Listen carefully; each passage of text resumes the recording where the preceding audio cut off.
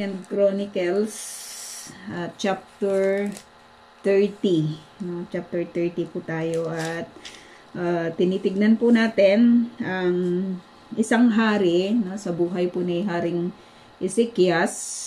At kung titignan natin may mga may mga kwento na napag-aralan po natin dito po sa Chronicles na kung saan ay mabuti yung tatay pero naging masama yung anak. At meron naman yung masama yung tatay at naging mabuti yung anak. Minsan nadidefine, 'di ba, na kung ano yung bunga, 'di ba? Ay kung ano yung puno ay siyang bunga.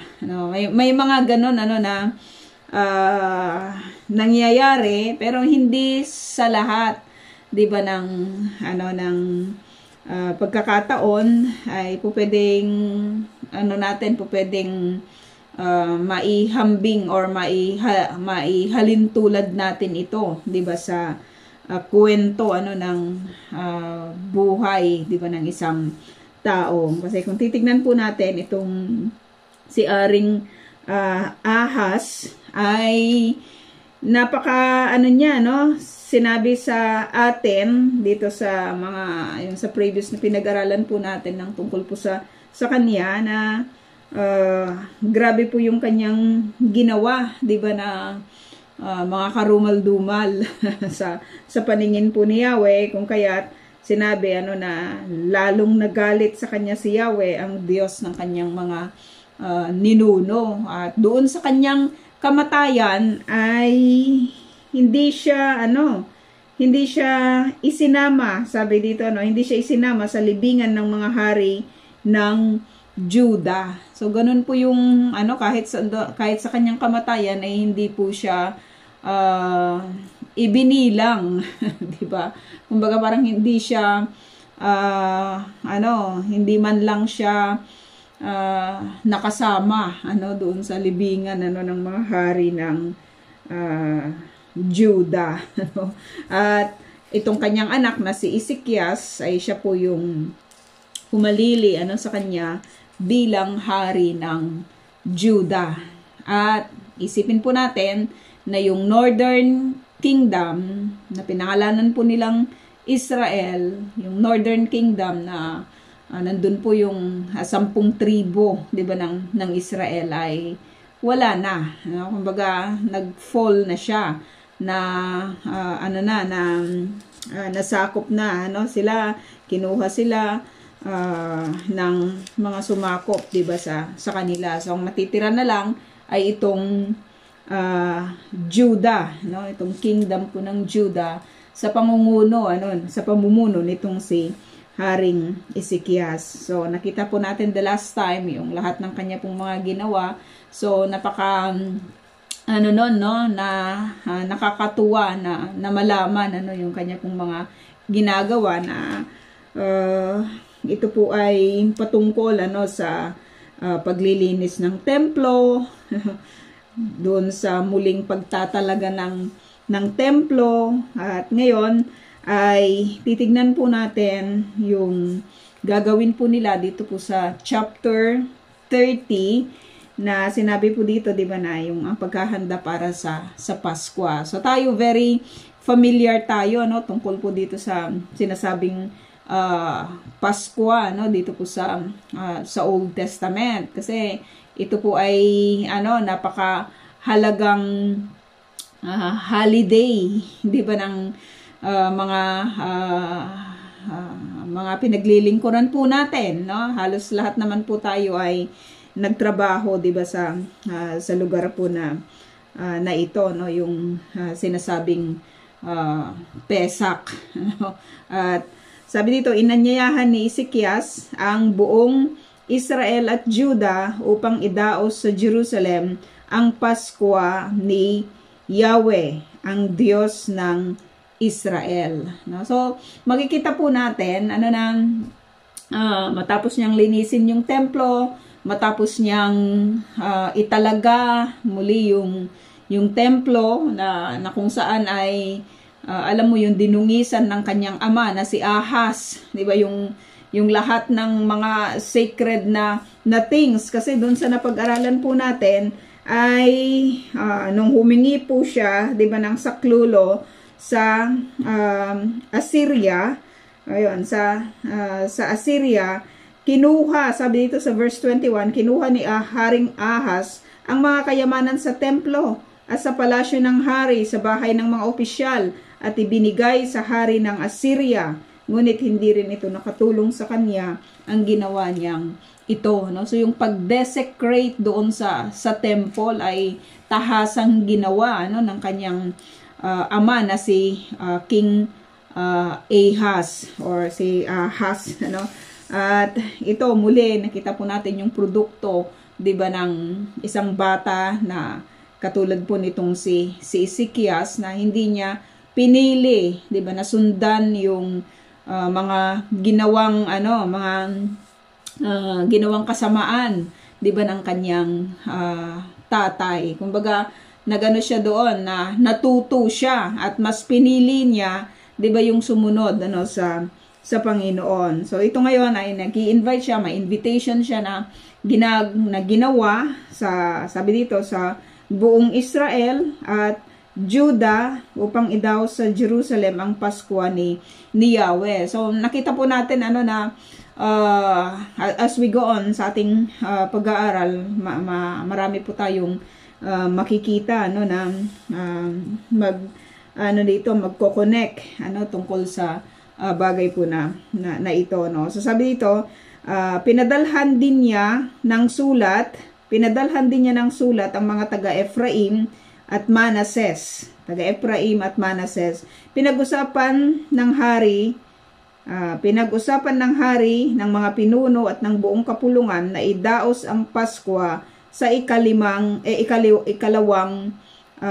buwan. Hindi ito naidaos sa takdang panahon sapagkat maraming pari ang hindi pa nakakapaglinis ng sarili ayon sa kautusan, at kaunti lamang ang taong natipon noon sa Jerusalem. So alam natin from our previous, 'di ba, na mga pinag-aralan na kadalasan ito po ay sineselebrate nila sa unang buwan. Pero dahil nga hindi sila ready for this celebration, dahil pinagbigay alam sa atin na marami pong mga pare ang hindi pa nakakapaglinis di ba, ng kanilang mga sarili ayon sa kautusan. Kaya ganito po yung nangyari. Nagkaisa ang hari at ang buong kapulungan sa ganong panukala.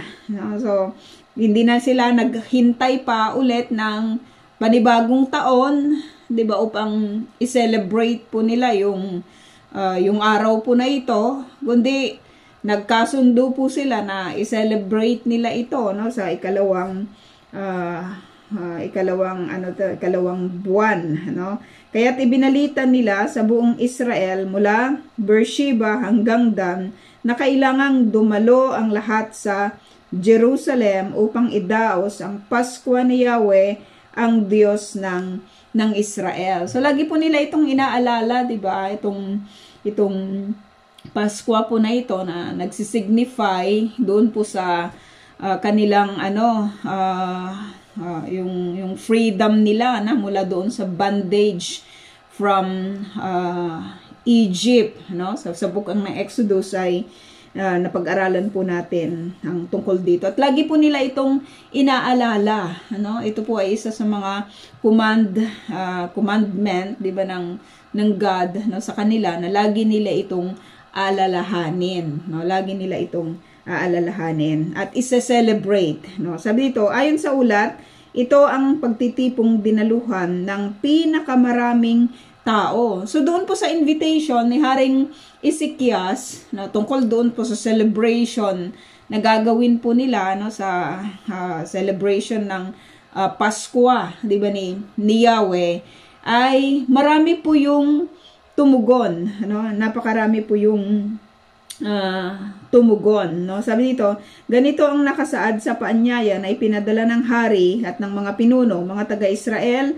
magbalik loob kayo kay Yahweh, ang Diyos ni na Abraham, Isaac at Israel upang kalingain niyang muli ang mga nakaligtas sa inyo na di nabihag ng mga hari ng Assyria. So ang ano dito, ang recipient ng letter po na ito, katulad ng akin pong nabanggit kanina na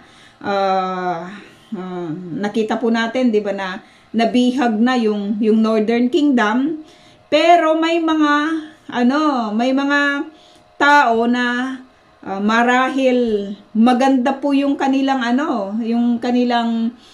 pinuntahan, pinagtaguan sa mga kapanahunan na yon, kung kaya hindi sila naisama doon sa mga nabihag.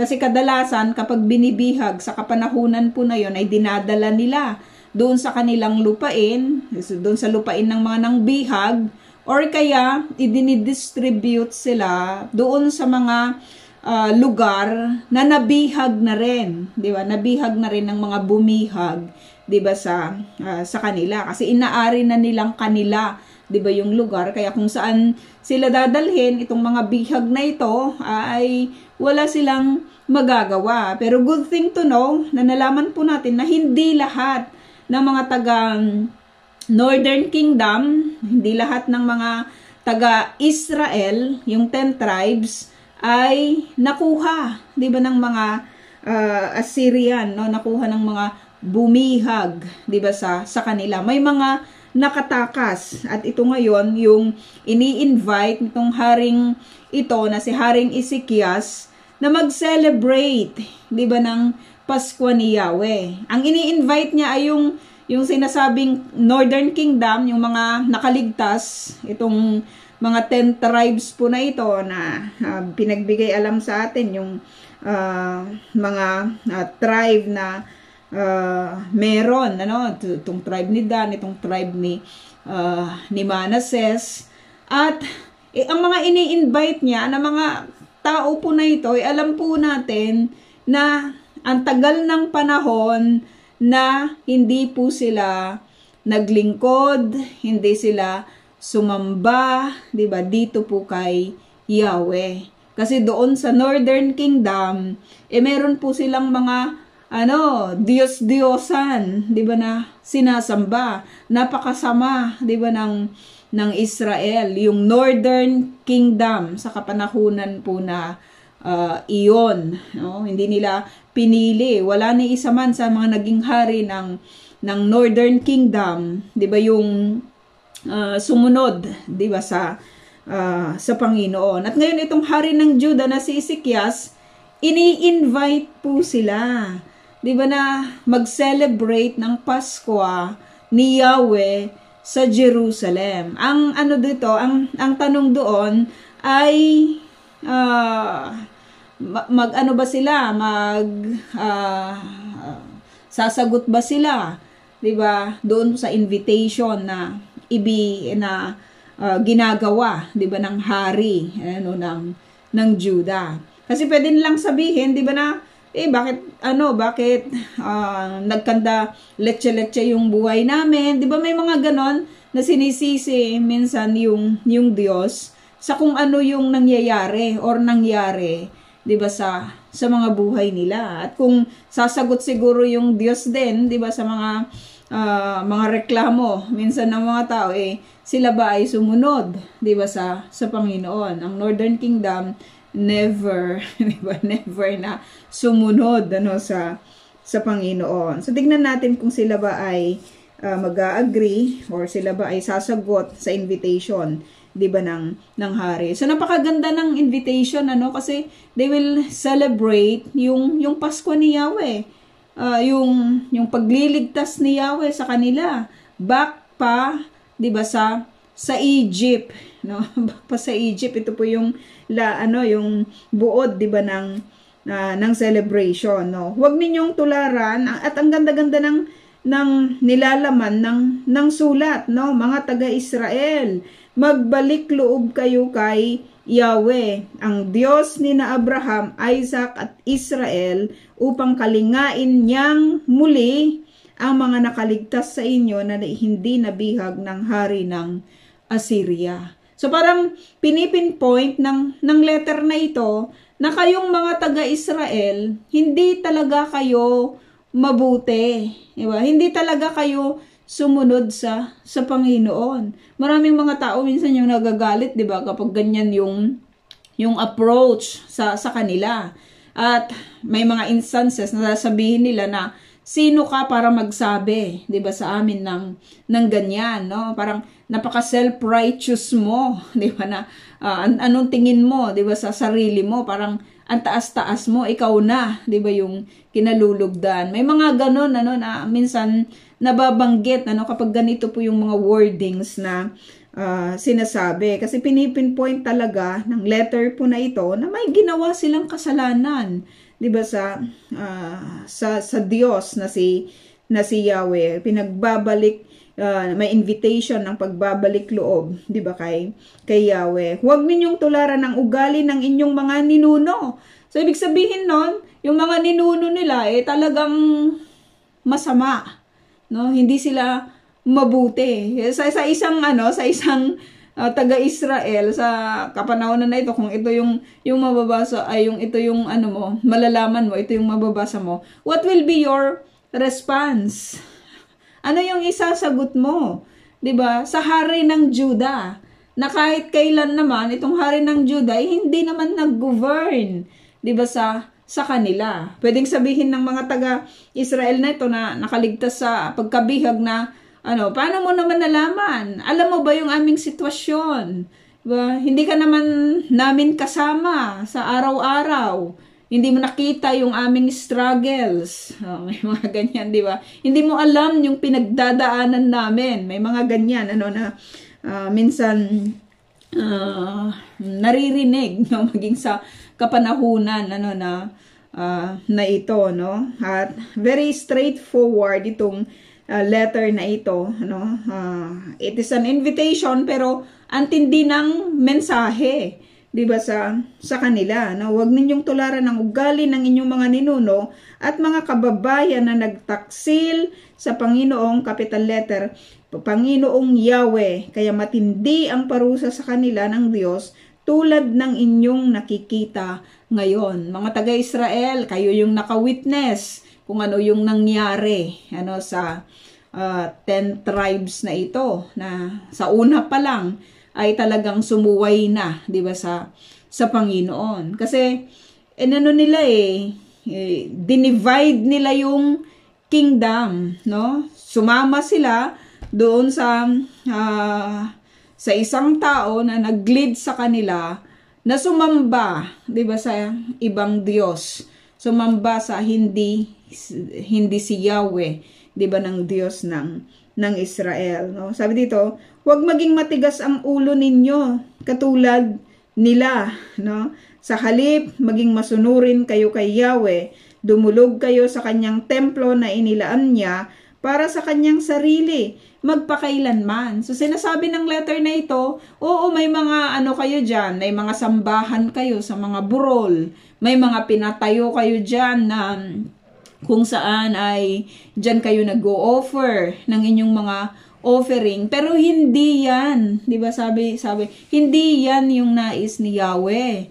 Ang gusto ni Yahweh, sabi niya, isambahin niyo siya sa kanyang templo, na kung saan ito po ay nasa Jerusalem. Kasi nakita natin, 'di ba, napag-aralan po natin na itong si Jeroboam, sabi niya sa kanyang sarili, kung patuloy na pupunta ang Israel sa Jerusalem, darating ang panahon, sabihin nila na maging devotion nila ay mapupunta sa hari ng Juda. Kaya nagpatayo siya, 'di ba, ng mga sambahan doon sa northern kingdom, na alam natin na hindi ito kinalulugdan ng Panginoon, no? So sabi dito, dumalog kayo sa kanyang templo na inilaan niya para sa kanyang sarili, magpakailanman, no? Paglingkuran ninyo ang Diyos ninyong si Yahweh upang mapawi ang galit niya sa inyo.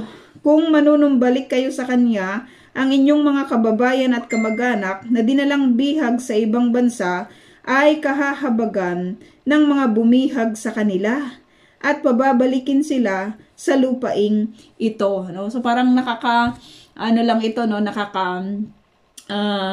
encourage lang ito, 'di ba, sa mga kapanahunan na ito, sapagkat ang Israel, 'di ba, ay nasa sitwasyon ngayon na kung saan napakarami pong bihag, 'di ba, yung binihag sa kanila, ano, at dinala sa Gaza. So sabi ng maraming mga nagsasabi na siguro mga 50% na daw yung wala na, no, yung mga namatay na, or hindi alam kung ilan yung bilang, 'di ba, ng mga buhay pa, 'di ba, sa kapanahunan na ito, no. So may mga ginagawa po silang mga moves, 'di ba, na mga talks, mga agreement na ginagawa, no, para doon po sa release ng mga hostages po na ito, yung mga Israeli hostages.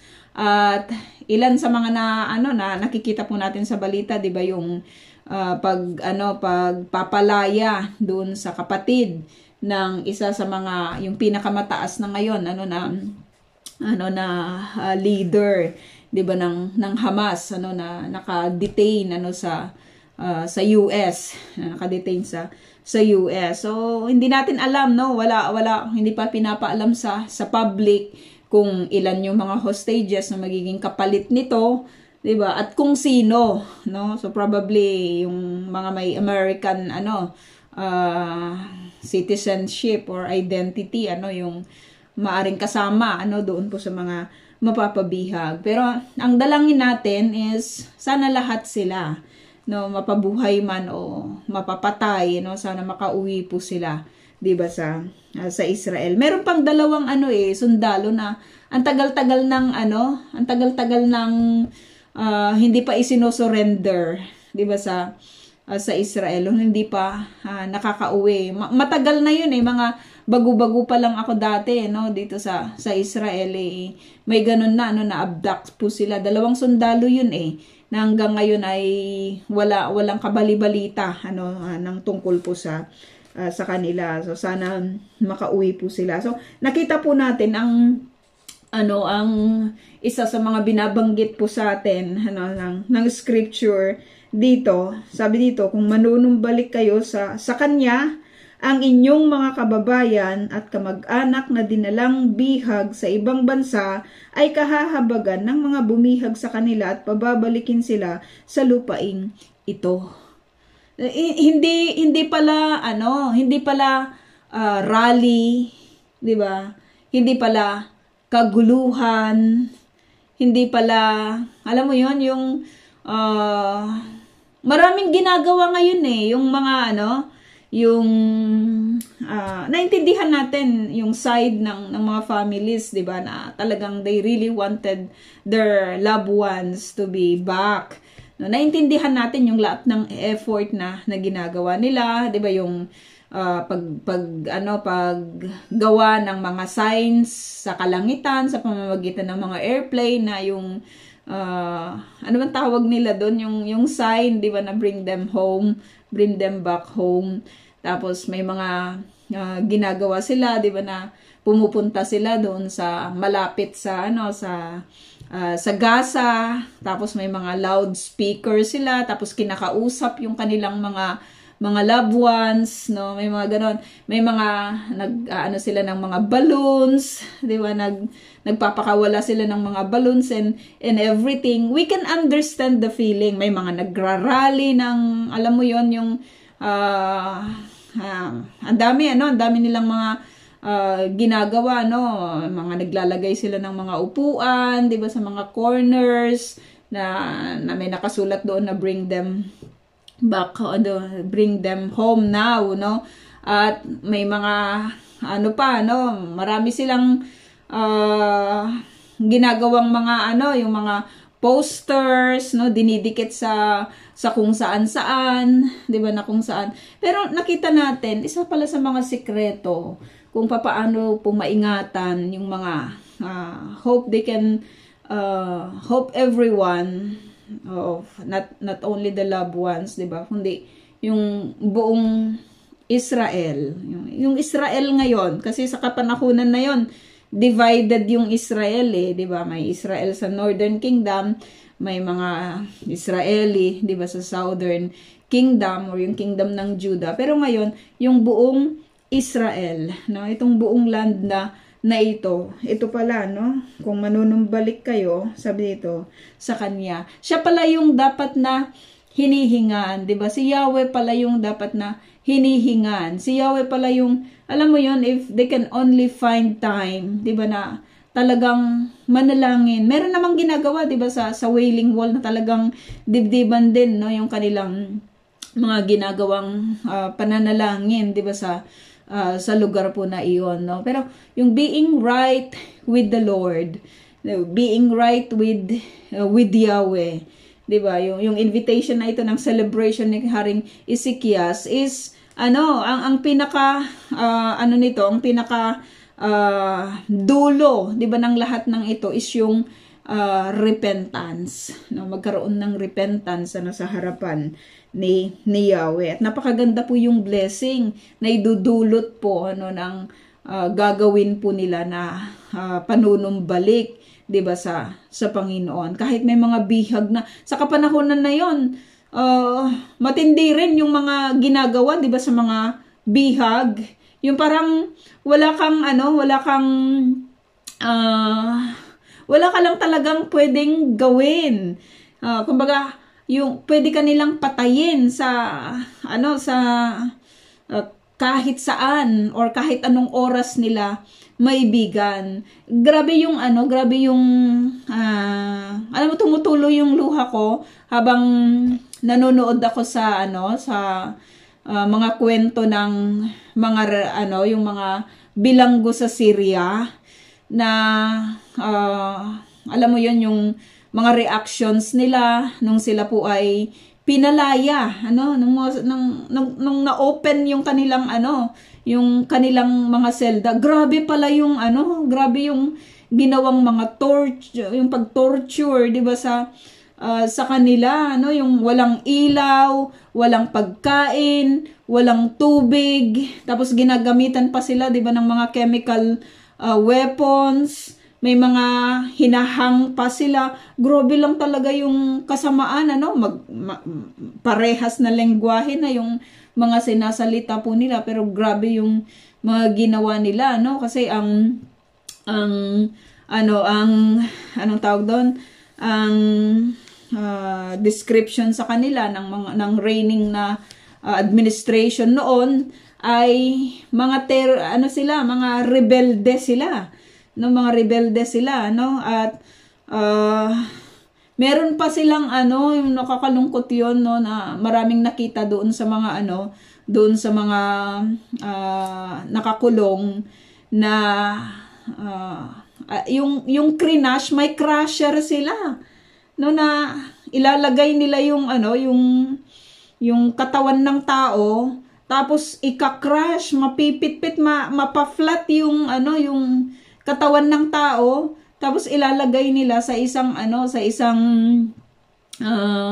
sa mga supot, 'di ba? At yun yung kanilang itatapon, 'di ba? Ibabaon, 'di ba, sa lupa, grabing kahirap ng ng mga pinagdaanan ng mga prisoner din na iyon, Meron karamihan sa kanila ay nakulong dahil sila ay taga doon sa lugar na kung saan nagpasimula yung sinasabi nilang rebellion, At napanood ko doon sa Hungry Syrian na siya pala ay taga doon sa lugar na yon, sa Homs ba yon? Doon siya yun yung kanilang lugar, doon yung kanilang tahanan, at yun nga, tumakas sila doon sa lugar na yon at napadpad siya sa Pilipinas. Ang point ko dito, mga kapatid, sa panahon ng pagkabihag, walang assurance kung pwede kang mabuhay or alam mo yon, yung papatayin ka nila doon sa lugar na yon. Pero makita po natin that even doon sa hindi alam ng karamihan, pwedeng kumilos, 'di ba? Yung Diyos na ito na si Yahweh. Binanggit sa atin na kung kayo manunumbalik, kahit yung inyong mga nabihag na, 'di ba, na mga kababayan, yung mga nabihag sabi dito kamag-anak, ay kahahabagan ng mga bumihag sa kanila. Di ba lagi nating prayer yon, nakahabagan sila, magkaroon ng mercy, nadadaloy yung habag na nagmumula sa Panginoon, di ba? Gagamitin niya yung mga tao na bumihag sa kanila upang bigyan sila ng kanilang mga basic na necessities, di ba, sa buhay na ito. Alam po natin na walang imposible sa Lord kasi siya lang yung nakakaalam sa kung ano yung tamang sitwasyon nila sa kapanahunan po na ito. And prayer can change, di ba, yung kanilang situation, no? At sa Lord lang talaga yon, no? Nasa Lord lang talaga yung lahat, no? May mga prayers na hindi sinasagot, 'di ba, ng Lord for whatever reasons, 'di ba, yung kanyang ginagawa, 'di ba, for whatever reason kung bakit hindi siya nakinig, no? So it is a reflection sa kung ano yung dapat na i-recommit or ipatuwid, 'di ba, sa Lord, no? Sabi dito, mahabagin, no, pababalikin sila sa lupain ito, mahabagin at mapagpala ang Diyos ninyong si Yahweh at tatanggapin niya kayo kung kayo'y manunumbalik sa Kanya. So kahit ano man yung nangyari sa inyo, Israel, no, kahit ano man yung ginawa ninyo na pagsalansang sa Panginoon, kung manunumbalik kayo, makakaasa kayo, 'di ba, na patatawarin kayo ng Diyos sapagkat ang Diyos na si Yahweh ay isang mahabagin na Diyos. Yun naman yung reason kung bakit tayo lumalapit, 'di ba, sa Diyos na ito, sapagkat siya ay mahabagin. Hindi tayo lumalapit dahil meron tayong ginawang mabuti, 'di ba? Kaya tayo papakinggan, kundi lumalapit tayo dahil meron tayong Diyos na mahabagin, no? That is really something, no, na kapag lumalapit ka sa isang mahabagin, 'di ba? Nakaka-rest assured ka, 'di ba, na ang iyong paglapit ay hindi kanya itataboy, no? It is really a blessing, no, to be with the Lord, no? Sabi dito, pinuntahan ng mga sugo ang lahat ng lungsod sa lupain ng Ephraim at Manases hanggang sa Zebulun. Ngunit pinagtawanan lamang sila ng mga ito. This is really sad. Ang ganda ng invitation. Minsan kahit sa kapanahunan na ito, 'di ba? Ang ganda ng invitation, 'di ba? Ang ganda ng mga, alam mo 'yon, yung mga sinasabi, ang ganda ng blessing na maaring ang ganda ng blessing na tatanggapin when they respond, 'di ba, sa invitation na binibigay sa kanila. Pero may mga ganon, no? May mga tao talaga na ganon. Hindi nila nakikita yung kabutihan ng panunumbalik, 'di ba, sa Panginoon. Katulad ng atin pong nababasa, 'di ba, sa ngayon, no, yung lungsod sa lupain ng Ephraim, sabi dito, so lupain ng Manases, Ephraim at Manases hanggang sa Zebulun, instead of accepting, 'di ba, yung invitation na ginawa sa kanila, tapos itong mga sugo sinugo sila, 'di ba? Sa lahat ng lungsod, wala, alam mo 'yun, talagang inalam nila kung nasaan yung mga lungsod na ito. Napakahirap kayong maging sugo sa kapanahunan na 'yon, 'di ba? Dahil maglalakbay ka, no? Maglalakad ka sa malayo, mabuti na kung may kabayo ka, 'di ba, na masasakyan, o kaya donkey, 'di ba, na masasakyan, pero kadalasan ay naglalakad po sila, 'di ba, sa kapanahunan na iyon, no? Yung mga kings lang, yung may mga kabayo, no? Yung merong mga chariots, di ba, yung mga ganon. Pero kadalasan sa mga sinusugo ay mga naglalakbay, di ba? Na naglalakad sa kapanahunan na 'yon. Tapos pagdating mo doon sa lugar na kung saan sasabihin mo yung mensahe, di ba? I-relay mo kung ano yung invitation, tapos ganito po yung response, di ba, ng mga tao. Anong ginawa nila? Pinagtawanan lamang sila ng mga ito. Pinagtawanan. What do we expect sa isang sa mga nation? What do we expect sa mga tao? 'Di ba na ang tagal-tagal nang walang connection, 'di ba, sa Panginoon? Ang tagal-tagal nang parang nag-exist sila, 'di ba, na wala na hindi na si Yahweh yung priority nila. 'Di ba? Nag-exist sila sa matagal na panahon, 'di ba, na hindi na nila ginagawa yung mga bagay na ito. Di ba, yung pagse-celebrate ng sinasabing Pasko. Kasi mas madali na sa kanila, di ba, sa kapanahunan na yon, yung mag-offer na lang kung ano yung gusto nila, di ba, doon sa mga Diyos-Diyosan. Ganyan naman ang mga Diyos-Diyosan, walang choice. Di ba, kung ano yung gustong ibigay ng mag-aalay, kahit naman sa kapanahunan na ito, di ba, hindi naman nakakareklamo yung mga Diyos-Diyosan eh. Kung ano man yung gusto mong ibigay, tirikan mo man ng kandila or whatever, kahit putol-putol na hindi yan magrereklamo. Diba? Pero pagdating po kay Yahweh, meron siyang requirements. No? Lamang, it is really sad to see na itong mga yung mga tao, mula sa lupain ng Ephraim, mula sa lupain ng Manases, at saka mula sa lupain ng Zebulon, ay ganito po yung response nila.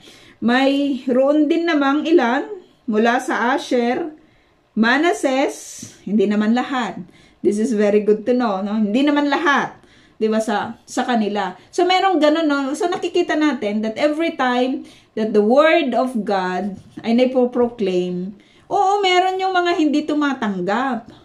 'Di ba? Meron yung mga, alam mo 'yon, meron yung mga lumalaban, may mga ganon, no? Pero meron din naman yung hindi.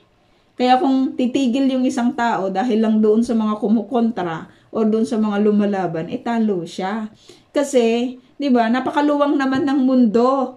Merong yung hindi tutugon, 'di ba? Meron yung magdi-disagree, meron yung mga magrereklamo, pero meron din naman yung mga hindi. So mag-focus doon sa mga doon sa mga tatanggap, doon sa mga hindi magrereklamo, doon sa mga magre-respond, no? Sabi dito, meron din namang ilan, hindi naman karamihan, ilan, pero at least meron mula sa Asher, Manaset at Zebulun ang nagpakumbaba at pumunta sa Jerusalem. So, hindi lahat ay magdi-disagree.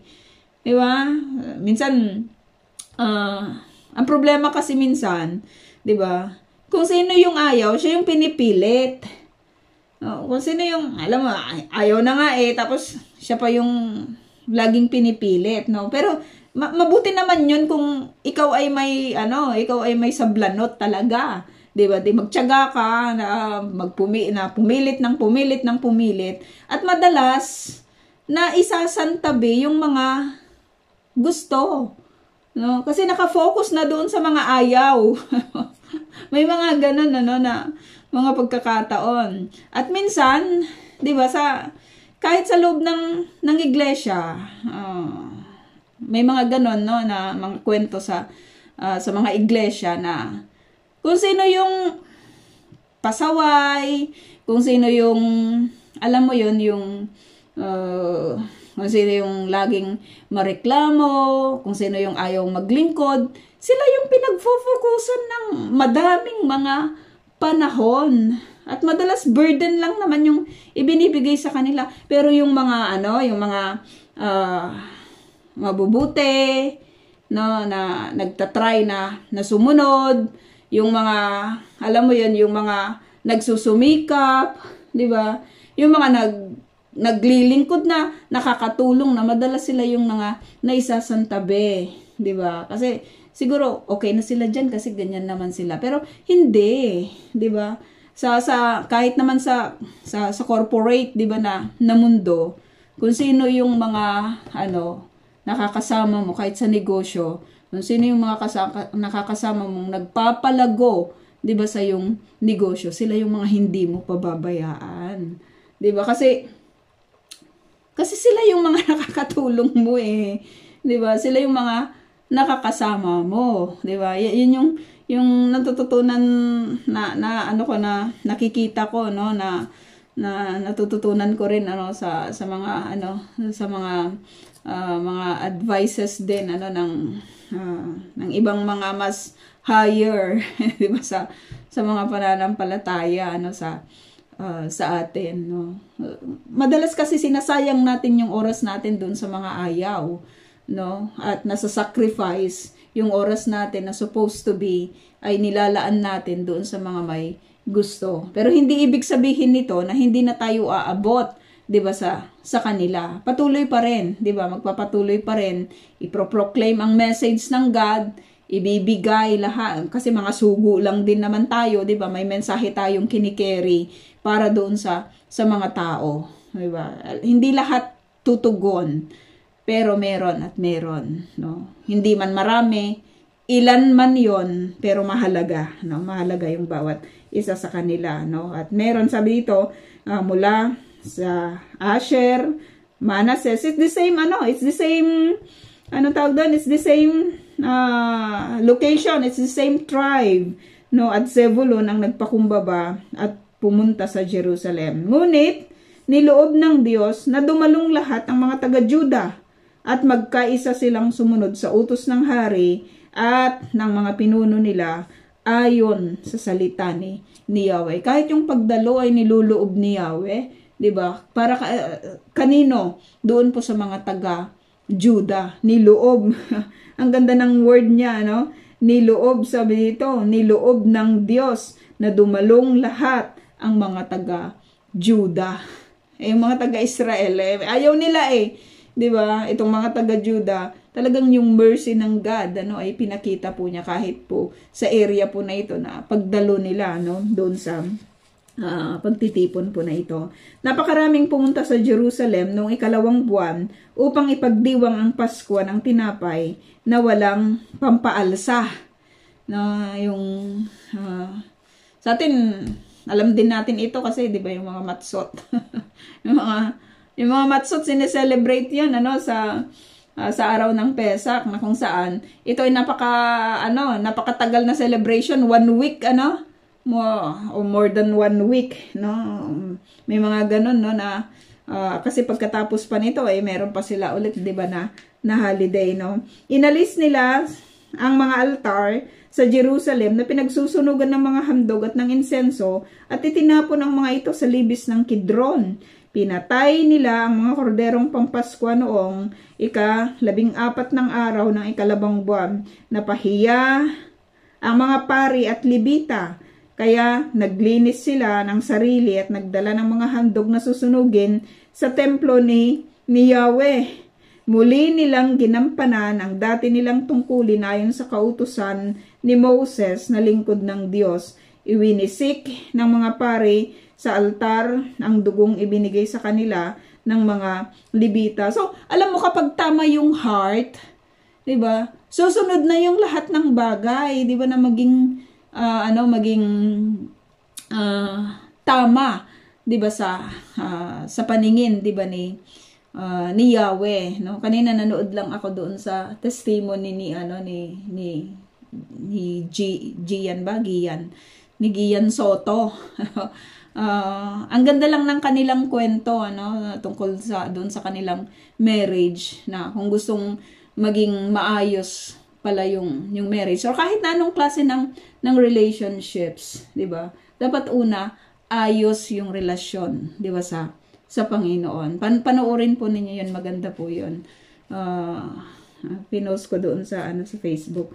No? Marami sa kapulungan ang hindi pa nakakapaglinis ng kanilang sarili ayon sa kautusan, kaya nagpatay ang mga Levita ng mga korderong pampaskwa upang maging banal ang mga ito para kay Yahweh. So nakita natin on the go na itong mga Levites, ano? Marami sa kapulungan na hindi pa nakakapaglinis since it will take time, di ba, yung kanilang paglilinis. Makita po natin na sinolusyonan na ng mga Levites yung bagay na ito, no? Sabi dito, sila na ay nagpatay, di ba, ng mga korderong pampaskwa upang maging banal ang mga ito para kay Yahweh. Kahit marami ang hindi pa nakakapaglinis ng kanyang sarili ayon sa kautusan, kumain na rin sila ng korderong pampaskwa. Karamihan sa mga ito ay buhat sa Ephraim, Manasseh, dun sa Northern Kingdom ito, Issachar at Zebulun. Gayunman, nanalangin ng ganito si Hezekias para sa kanila, O Yahweh, Diyos ng aming mga ninuno, patawarin po ninyo ang lahat ng sumasamba sa inyo ng buong puso kahit hindi sila nakakapaglinis ng sarili ayon sa kautusan. Pinakinggan ni Yahweh si Hezekias at pinatawad ang mga tao. Supposed to be hindi pwede yon, 'di ba? Kailangan muna nilang maglinis bago sila humarap, 'di ba, doon po sa celebration ng Paskwa. Pero alam ng mga Levites yung kanilang gagawin, at itong si Hezekias, alam din niya yung kanyang gagawin. 'Di ba? Alam niya na may pagkakasala na nangyayari sa mga oras na yon, pero agad to the rescue itong si Hezekias, 'di ba? Sa pamamagitan ng kanyang panalangin, 'di ba, sa Panginoon, no? So nanalangin kaagad siya. Pininpoint niya kung ano 'yon. Alam niya very siya, no? Alam mo yun, yung hindi niya ipinagsawalang bahala yung mga bagay na ito, no? Nakatingin talaga siya sa detalye, 'di ba, ng celebration na ito, na kung saan makita po natin, 'di ba, na doon po sa kanyang maagap na paglapit sa Panginoon, ipinakinggan siya ni Yahweh. One thing na makikita po natin kasi mahabagin siya si Yahweh. Mahabagin siya. Yung pagpunta na lang ng mga tao, 'di ba, sa Jerusalem, yung pagpapakumbaba na lang ng mga tao, 'di ba, sa Jerusalem, no? Nag-speak na ito doon po sa kanilang repentance. Yung pagtugon nila doon sa letter, doon sa invitation, grabe ng action 'yon. At kung mag-aantay pa sila, 'di ba, sa paglilinis ayon doon sa kautusan, it will take time, 'di ba? It will really take time, no, bago sila humarap, supposed to be. Pero alam natin, 'di ba, na kahit doon sa area po na ito, na nakita po natin yung display, 'di ba, ng mercy ng God sa kanila, no? Mercy ng God sa kanila. Tinugon ng Diyos ang panalangin nitong si Hezekias. 7 araw nilang ipinagdiwang ang pista ng tinapay na walang pampaalsa. Buong lakas na umawit ng papuri, araw-araw ang mga pare, buong lakas. Alam mo yon, minsan yung pag-awit yung mga pag-awit minsan ng mga Kristiyano, 'di ba? Parang kahit yung ipis hindi naririnig, no? Pero alam mo yon, yung buong lakas, yung kanilang pag-awit. Isa sa mga sa mga tao sa mundo na kung saan bigay todo sila sa pag-awit sa Panginoon, yung mga Koreans. Grabe silang umawit, 'di ba? Grabe silang manalangin, no? Talagang with kneeling talaga 'yan. Grabe yung kanilang paglilingkod, 'di ba, sa Diyos. Grabe yung mga pinagdaanan nila, 'di ba, sa pananampalataya na ito, no? Yung mga hindi masyadong dumadaan kasi sa mga persecutions, sila yung mga nagbabaliwala, 'di ba, sa kagandahan ng pananampalataya po na ito, no? Kung aawit talaga sila, talagang pag-awit na malakas, malakas, no? Sabi dito, 7 araw nilang pinagdiwang Pasko ng tinapay, ang pista ng tinapay na walang pampaalsa, buong lakas na umawit ng papuri, araw-araw ang mga pari at ang mga Levita kay Yahweh. Pinuri ni Haring Hezekias ang mga Levita dahil sa maayos nilang pangangasiwa sa pagsamba kay Yahweh. Alam mo, ang ganda-ganda lang ng hari na ito kasi, 'di ba, kahit yung mga simpleng mga bagay na na ginagawa, 'di ba, ng mga naglilingkod ay kanyang pinupuri, no? Pinuri niya. Ang sarap lang ng ganun, no? Minsan may mga ewan ko kung may mga pagkakataon ba, 'di ba, na masarap din kasi 'yun as human, 'di ba, yung ma-acknowledge kahit papaano, 'di ba, yung effort mo, ma-acknowledge yung mga ginagawa mo. Lahat tayo kailangan natin 'yun kasi we are human. No, tayo nga na-acknowledge natin yung ginagawa din ng Diyos, 'di ba, sa atin, at pinupuri natin sila, no? Magkaiba yung pagpuri at saka yung pagsamba, no? Ito maganda rin yung magbigay ng mga masarap din yun sa pandinig, 'di ba? Yung ma-acknowledge ka or mapuri man lang yung ginagawa, no? Sabi dito, pinuri niya, 'di ba, yung mga Levita dahil sa maayos nilang pangangasiwa sa pagsamba kay Yahweh. 7 araw na ipinagdiwang ng bayan ang kapistahang iyon. Nagalay sila ng mga handog pangkapayapaan, kumain ng mga handog at nagpuri kay Yahweh, ang Diyos ng kanilang mga ninuno. Nagkaisa ang kapulungan na ipagpatuloy ng 7 araw pa, no? Talagang grabe yung celebration, no?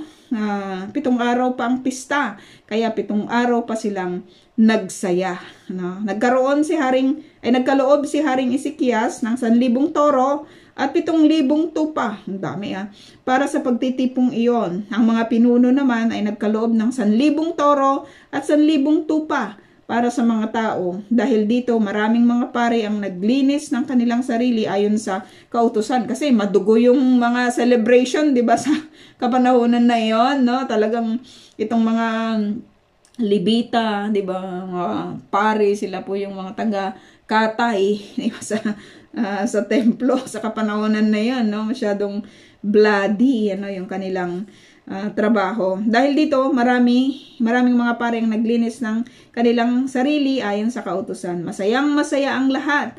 Ang mga mamamayan ng Juda, ang mga pare at mga Levita, gayon din ang lahat ng dumalo, buhat sa Israel, at ang mga dayuhang nakikipanirahan sa Israel at sa Judo. Meron laging dayuhan dito, as a dayuhan, masayang malaman yon.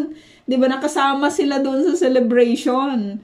Hindi sila isinasantabi, 'di ba? As long as na dadaan sila doon sa mga protocols, 'di ba, upang makasama po. At 'yan yung kagandahan sa Israel, 'di ba? Na kapag may mga celebrations, isinasama tayo.